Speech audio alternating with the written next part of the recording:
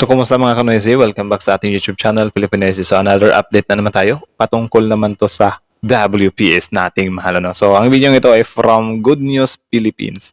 So, meron to pamagat na Pinas papalag sa China kapag hinuli ang mga Pilipino sa WPS. China naglagay ng tubo sa Scarborough. So, yan yung panonorin natin bago natin simulan. Good News Philippines. Supportahan nyo yan guys kung gusto nyong maging updated sa mga usaping ganito patungkol sa West Philippine Sea natin at yung girian natin between China.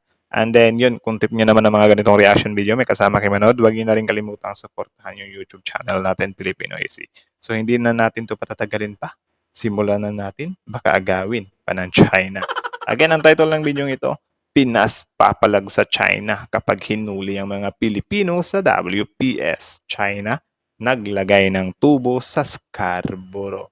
So, like, comment, share, subscribe. Start. Breaking news, Pilipinas hindi papayag sa plano ng China. No. Ulit.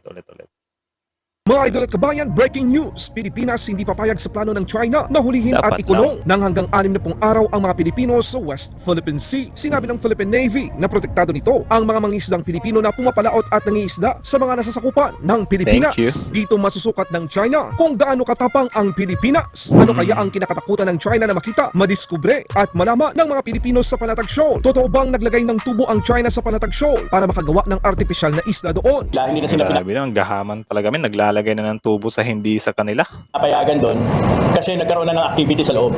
So may nakabantay na doon, meron nang itinatay yung tubo sa gitna ng Bao de Masinloc. Goodbye, Mayor Alice Goo. Handang talikuran at tanggalin ng Nationalist People's Coalition sa kanilang partido dahil sa pagkakasangkot ito sa Pogo. Mas lalong nagduda ang mga senador, pati na ang taong bayan sa tunay na katauhan ng ama at ina ni Alice Goo. Nagulat ang Para sa akin yung ama talaga, min. lahat ng malaman na walang record ng birth certificate. Wala rin silang record na sila ay kasal ayon sa Philippine Statistic Authority. Attorney Eliezer, tama po ba? So, sa mata ng gobyerno, walang pinanganak na Angelito Go at Amelia Lial dito sa ating bansa.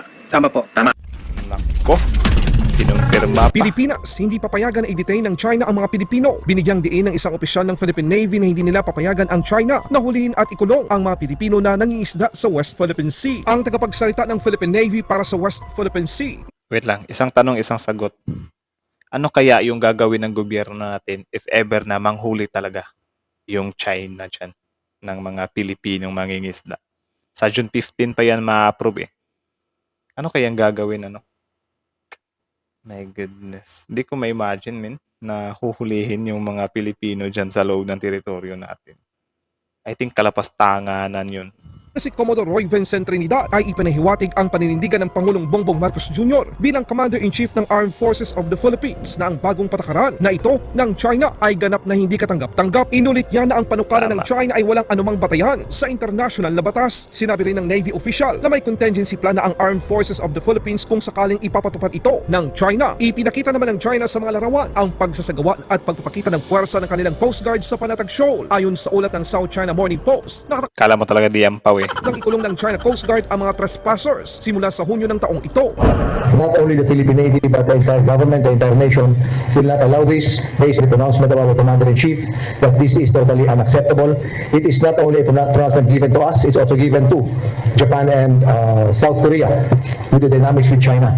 But rest assured that the Philippine Navy supports the call of the Commander-in-Chief.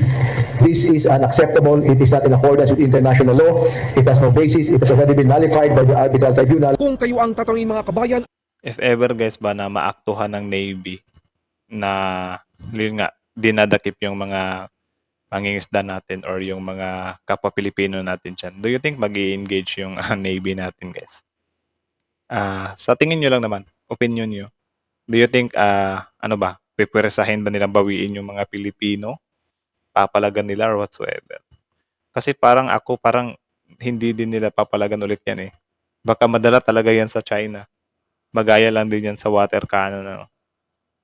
Actually, yung June 15 na yan kasi parang June 15 kasi magsisimula manghuli yung China eh. Like, doon lang talaga natin malalaman namin kung ano talaga yung gagawin ng gobyerno ng Pilipinas dyan, ano, if ever na may huhulihin talaga yung China. Grabe, malaking gulo talaga to, min. Ano kaya ang plano ng China? May tinatago ba sila sa Panatag Shoal na ayaw nilang makita ng mga Pilipino? Ito na ba ang hudyat na tuluyan ng sakupin ng China ang isa sa napakahalagang nasasakupan ng Pilipinas sa West Philippine Sea? Totoo bang meron ng mga nakabaong malalaking tubo sa loob ng Panatag Shoal o Scarborough Shoal? Yung huling nakausap ko po bago matapos yung ano namin doon, umalis kami. Ang sinasabi nila sa akin, yun, kinokol ko po yung mga taga-gobyerno natin. 1 month bago mangyari ito, dati nakakadikit pa sila ng around mga 100 meters, 50 meters sa Bao de Masinloc. Ngayon daw po, tinaboy na sila, hindi na sila pinapayagan doon kasi nagkaroon na ng activity sa loob. So may nakabantay na doon, meron lang itinatay yung tubo sa gitna ng Bao de Masinloc. Indikasyon Di ba, mga hayop talaga tong mga... Ay, nako. Ngayon, check na to talaga. Oh.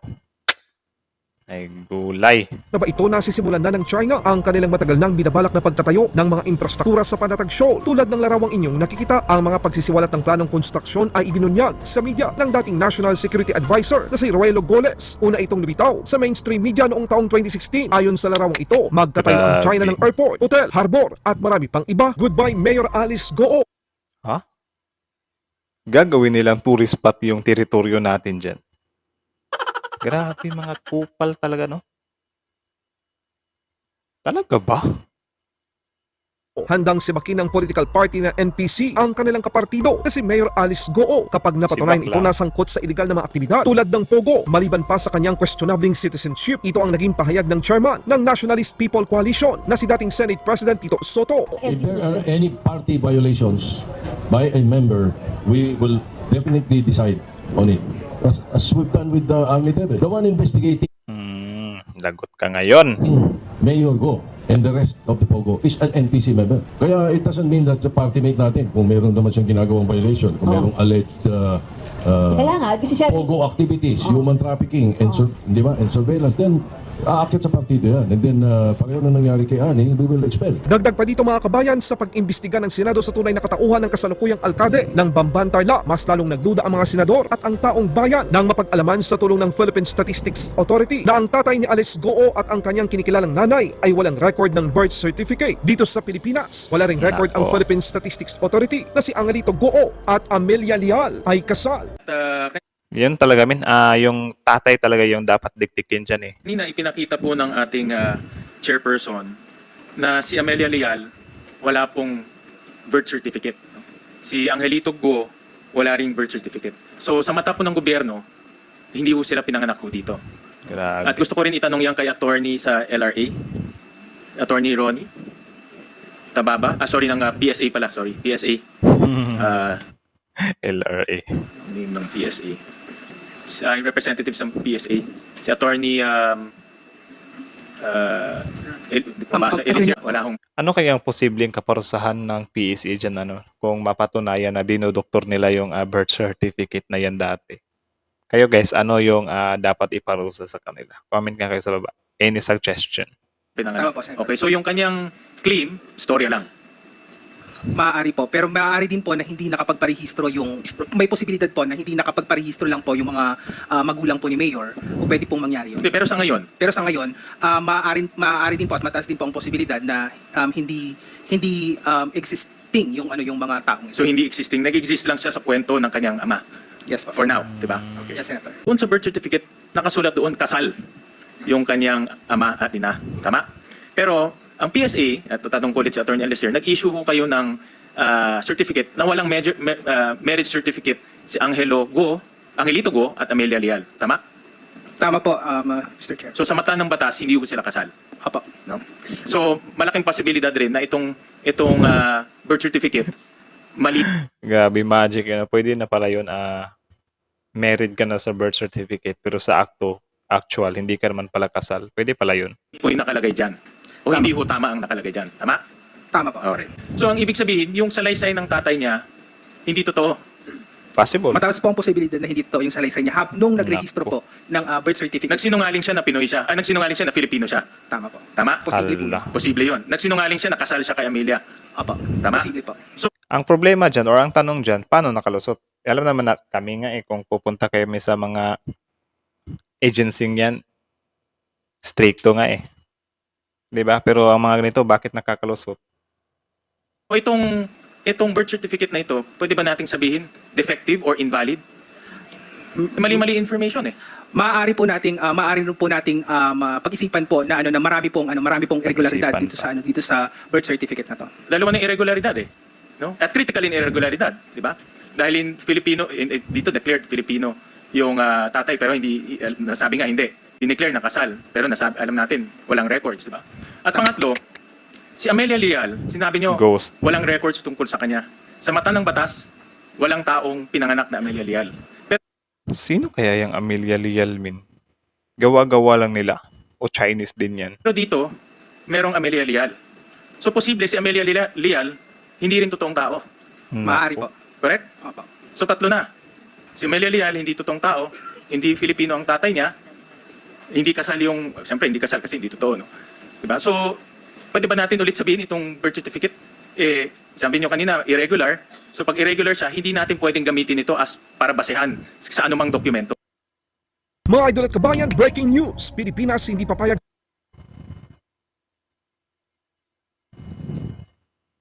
So, yan lang naman. Kita nyo naman yun, mga chong. 'Di ba? Kita nyo naman yun. Wala talaga. Wala talaga, min. Itong usapin patungkol kay Mayor Alice Go, tagilid na tagilid talaga, min. Ngayon, yung sabihin na magagawa nyo pa rin mag-ipagtanggol to. Na, I think hindi na coincidence to eh. Wala talaga, min eh. Marami talagang mali-mali. Questionable talaga yung pagkatao ni Mayor Alice Go, min, kahit ano pa sabihin natin. Nanay niya, ghost yung nanay niya. Tapos pinapalabas lang nakatulong, tapos hindi na makita ngayon or whatsoever. 'Di ba?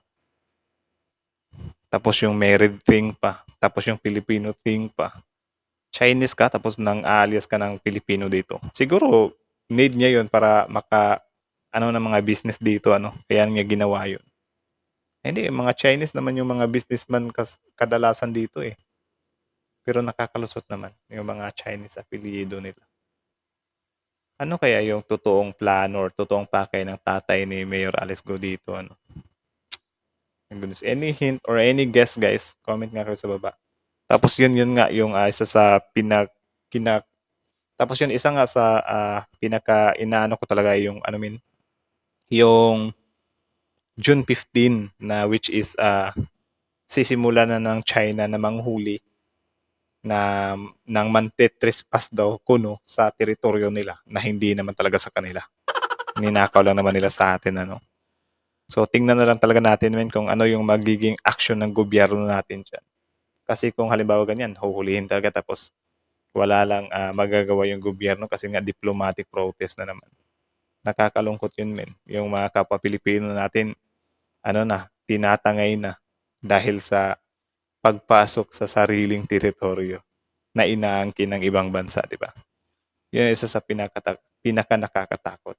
So sana may gawin talaga yung gobyerno dyan, or ano kayang mangyayari if ever na magka-confront talaga sila balik.